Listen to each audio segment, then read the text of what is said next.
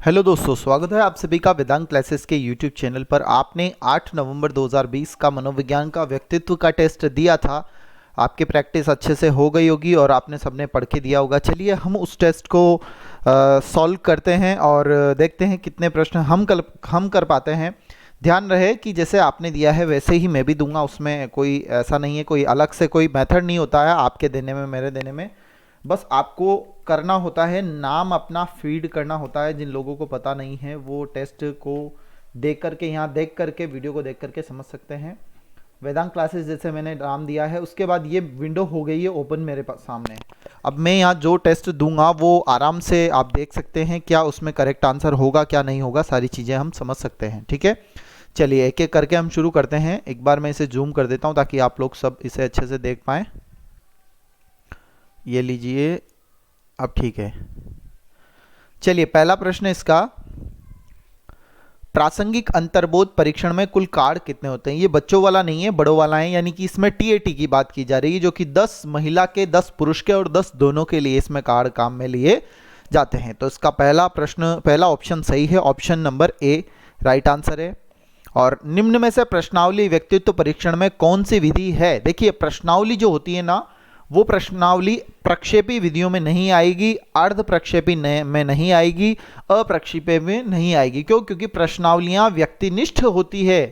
अप्रक्षेपी में आप डाल सकते हैं, लेकिन ये व्यक्तिनिष्ठ होती है, इसलिए इसका सही सटीक आंसर है व्यक्तिनिष्ठ। व्यक्तिनिष्ठ को हम आत्मनिष्ठ भी कह सकते हैं। ठीक है, डी ऑप्शन करेक्ट है। कैरेक्टर एंड पर्सनैलिटी पुस्तक किसके द्वारा लिखी गई। तो पोलेंस की इसमें करेक्ट आंसर है। कैरेक्टर एंड पर्सनैलिटी पुस्तक पोलेंस की द्वारा लिखी गई है। व्यक्तित्व मापन की वस्तुनिष्ठ विधियों में कौन सी विधि नहीं मानी जाती है। देखिए वस्तुनिष्ठ जो होती है ना, जिसपे बाहरी चीज़ों का ज़्यादा प्रभाव पड़ता है, जैसे नियंत्रण करना, रेखा चित्र प्रदर्शनी करना, व्यक्तित्व के संकेत के रूप में शारीरिक परिवर्तन करना। लेकिन अभिज्ञापक प्रश्नावली व्यक्तिनिष्ठ नहीं होती है, वस्तुनिष्ठ नहीं होती है, ये तो आत्मनिष्ठ विधियों में ली जाती है। ठीक है, प्रश्नावली आत्मनिष्ठ है, ये सब्जेक्टिव है। ठीक है, व्यक्तिनिष्ठ कही जाती है। तो अभिज्ञापक प्रश्नावली। नव फ्रायड वादी या नव फ्रायड किसे कहा जाता है। प्रश्न क्या है, एक मिनट, ऊपर टाइमिंग चल रहा है, हम उसे दिखा देते हैं जो टाइमिंग है, ताकि आपको पता रहे कि समय का भी महत्व होता है इसमें। जो टाइमिंग आपको दिया था उस हिसाब से चल रहा है टाइमिंग। चलिए, तो प्रश्न है नव फ्रायड किसे कहा जाता है। तो इरिक इरिक्सन को नव फ्रायड कहा जाता है। अगला प्रश्न है, निम्नलिखित में से कौन मूर्तवाचक अवधारणा का उदाहरण नहीं है। मूर्त मतलब जो दिखाई दे सकता है, हम जिसे प्रदर्शित कर सकते हैं संख्या में, इत्यादि इत्यादि में। देखिए कुर्सी भी दिखाई दे सकती है, हम प्रदर्शित भी कर सकते हैं। बल है, उसे हम दिखा सकते हैं, 20, 100, 50, 1000 कितने किलो बल है, उसमें ताकत कितनी है, मतलब बल मतलब वजन के तरह से, और गति, उसमें स्पीड भी हम दिखाते हैं। लेकिन योग्यता का कभी हमने टेस्ट नहीं किया है, योग्यता का कोई स्केल नहीं है कि इसमें 20% योग्यता है, इसमें 10 मीटर योग्यता है, इसमें 5 किलो योग्यता है, ऐसा नहीं दिखा सकते। तो मूर्तवाचक अवधारणा योग्यता नहीं है, ये अमूर्त है। योग्यता जो होती है ना, अमूर्त होती है, दिखाई नहीं देती है। व्यक्तित्व के स्व प्रतिवेदन का मापक है। स्व प्रतिवेदन मतलब कह सकते हैं स्व प्रतिवेदन का मापक, अपना ही मापन करने वाला, यानी मिनीसोटा बहुअंशीय व्यक्तित्व मापनी जो है, वो व्यक्तित्व का स्व प्रतिवेदन का सिद्धांत भी कहलाता है, मतलब सिद्धांत का नाम हो गया। तो व्यक्तित्व के स्व प्रतिवेदन का मापक कौन हो गया, MMPI, जो कि हरमन रोशा यानी मैकिलने व हाथावे द्वारा बनाई गई। ठीक है, MMPI मिनीसोटा बहुअंशीय व्यक्तित्व मापनी है। मिनीसोटा एक विश्वविद्यालय है, उसमें बनाया गया इसे, और मैकिले व हाथावे ने इसे प्रयोग किया। बालक के व्यक्तित्व की नींव किस अवस्था में पड़ती है। तो नींव की बात की जा रही है, तो शिशुअवस्था में व्यक्तित्व की नींव नहीं पड़ती है, वो नींव पड़ती है बाल्यावस्था में। ठीक है, आप अचेतन मन में छिपी भावनाओं को कैसे पता करेंगे। तो अचेतन मन में जब भावनाएं छिपी होती है तो हमें प्रक्षेपण विधियों का प्रयोग किया जाता है, और कैटल का 16 PF अचेतन मन के लिए नहीं, चेतन मन के लिए है। इंटरव्यू चेतन मन के लिए होता है, स्थिति परक परीक्षण चेतन मन के लिए होता है, लेकिन वाक्य पूर्ति परीक्षण हम अचेतन मन के छिपी भावनाओं को, बातों को जानने के लिए करते हैं। तो इसका आंसर है SCT, पाइनमर टेंडलर द्वारा ये दिया गया था। इसमें 20 से 50 वाक्य होते हैं। साइजोइड वर्ग में किस प्रकार के बालक आते हैं? तो दुबले पतले लंबे शरीर वाले जो होते हैं वो साइजोइड प्रकार के बालक होते हैं। क्षमताओं योग्यताओं का प्रत्यक्षण, जब सामने आप किन्हीं क्षमताओं को दिखा दें, योग्यताओं को दिखा दें तो वो कहलाता है, मतलब प्रत्यक्षण करना, समझाना, तो संप्रत्यय इसका सही उत्तर होगा। जिन इच्छाओं की पूर्ति नहीं होती है उनका भंडारण हो जाता है इदम में। तो इदम दमित इच्छाएं हैं, शारीरिक इच्छाएं तो प्रबल लेकिन मानसिक इच्छाएं बहुत कमजोर, तो दमित इच्छाओं का भंडार कहलाता है इदम। अगला प्रश्न, व्यक्तित्व मापन में व्यवहारगत विश्लेषण विधि नहीं है। तो व्यक्तित्व मापन में जब व्यवहारात्मक विश्लेषण विधि, व्यवहार का विश्लेषण करना, यानी कि चेतन मन का जब हम टेस्ट करते हैं तो उसमें क्या क्या लिया जाता है? हरमन रोशा क्या है? डायरेक्ट अचेतन मन का प्रयोग करता है। प्रेक्षण विधियां अचेतन मन का प्रयोग करती है। साक्षात्कार परीक्षण और स्थिति परक परीक्षण। यहां पूछा गया है व्यवहार का टेस्ट करना।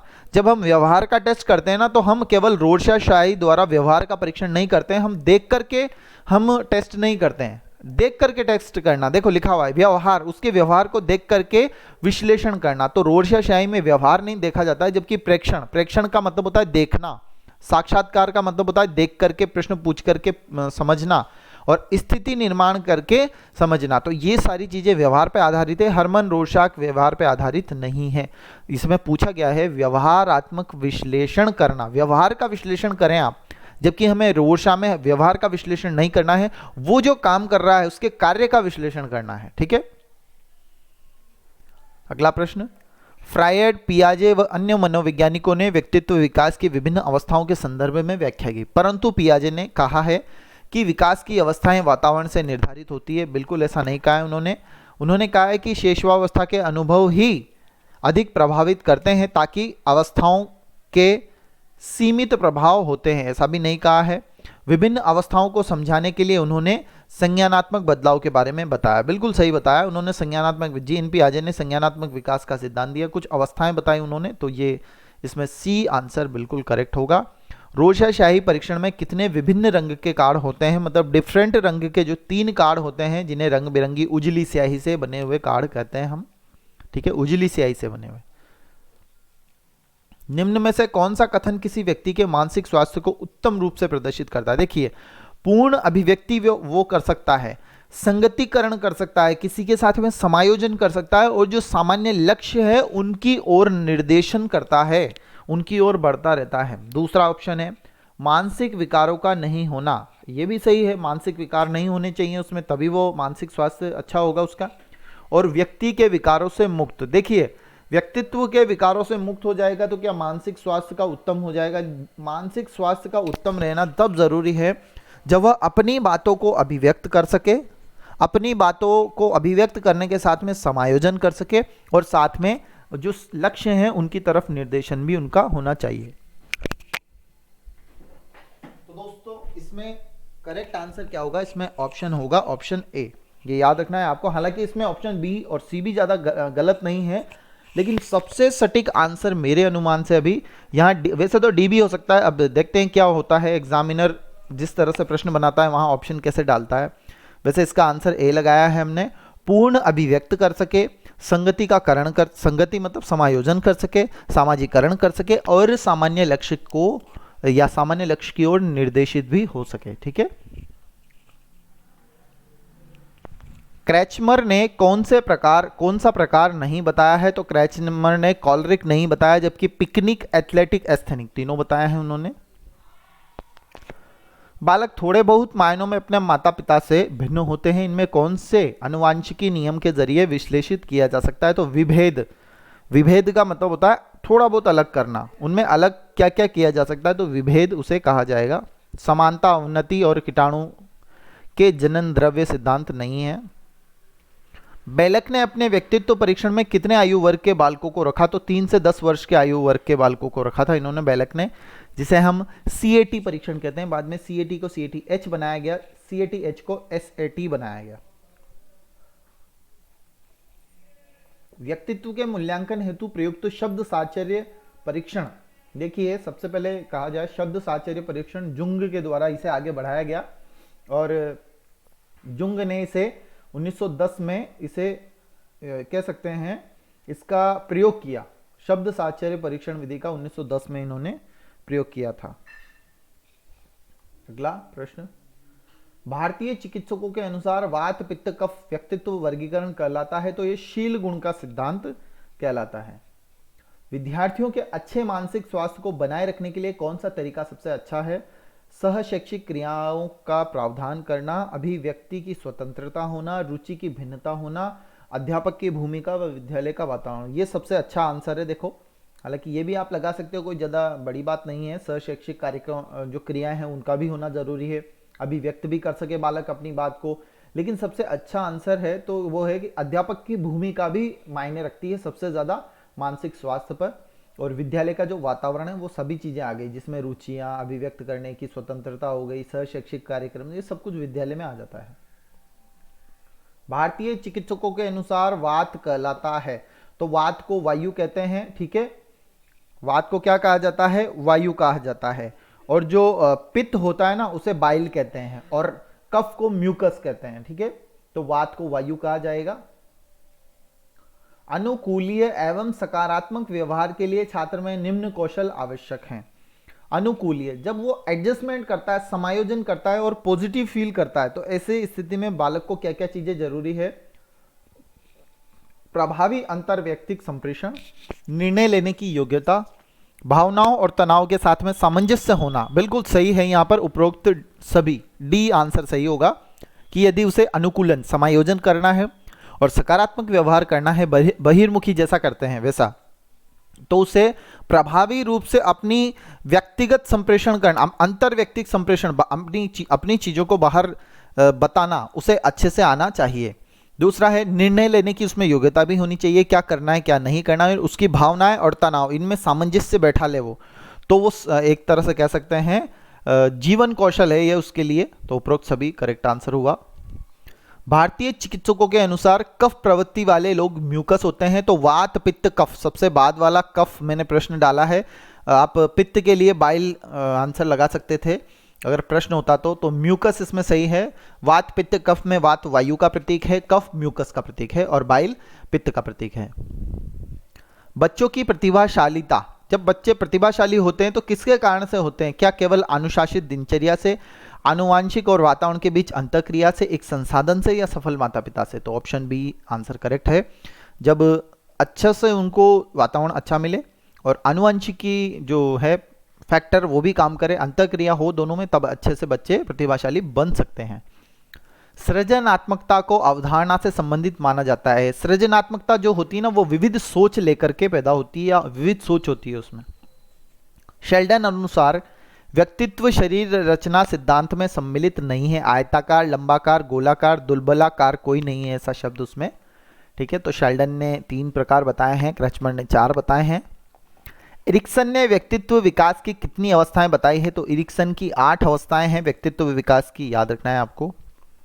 निम्न में से कौन सी तकनीक प्रक्षेपण तकनीक नहीं है? प्रक्षेपण मतलब जब हम अचेतन मन का प्रयोग करते हैं, अचेतन मन में जाकर के ढूंढते हैं, तो खेल तकनीक, खेल में भी क्या करते हैं हम, उसे कोई खेल दे रहे हैं और वहां पे जानना चाह रहे हैं उसकी अचेतन मन की चीजों को। चित्र साहचर्य में भी हम अचेतन मन की चीजों को जानना चाह रहे हैं। शब्द साहचर्य परीक्षण में भी, एससीटीबी में हम उनके अचेतन मन की चीजों को जानना चाह रहे हैं। लेकिन व्यक्तिगत अध्ययन करना, व्यक्ति इतिहास अध्ययन, व्यक्तिगत अध्ययन, ये प्रक्षेपण नहीं है, ये अप्रक्षेपण है, ये चेतन मन का अध्ययन करती है केवल। ठीक है, व्यक्तित्व मापन में खेल विधि का सर्वप्रथम प्रयोग किसके द्वारा किया गया? तो मार्गेट लॉरेंस केल्ड के द्वारा सबसे पहले व्यक्तित्व मापन में खेल विधि का सर्वप्रथम प्रयोग किया गया। बच्चों का विकासशील व्यक्तित्व किसके द्वारा प्रभावित होता है? तो बच्चों का विकासशील व्यक्तित्व व्यक्ति के शारीरिक ग्रंथियों द्वारा, परिवार द्वारा, विद्यालय के प्राप्त अनुभव, ग्रंथि, परिवार, विद्यालय में प्राप्त अनुभव, सब कुछ आ गया। तो यही है, देखो विकासशील व्यक्तित्व जब होता है बालक का तो प्रभावित कब होता है? देखो या तो ग्रंथियों में समस्या हो जाए, परिवार का वातावरण सही नहीं हो और विद्यालय के प्राप्त अनुभव सही नहीं हो, तो उसका प्रभाव पड़ेगा ही पड़ेगा व्यक्तित्व पर। और विकासशील व्यक्तित्व होता है ना, उस पर तो जरूर पड़ता है। तो यहाँ डी करेक्ट आंसर है।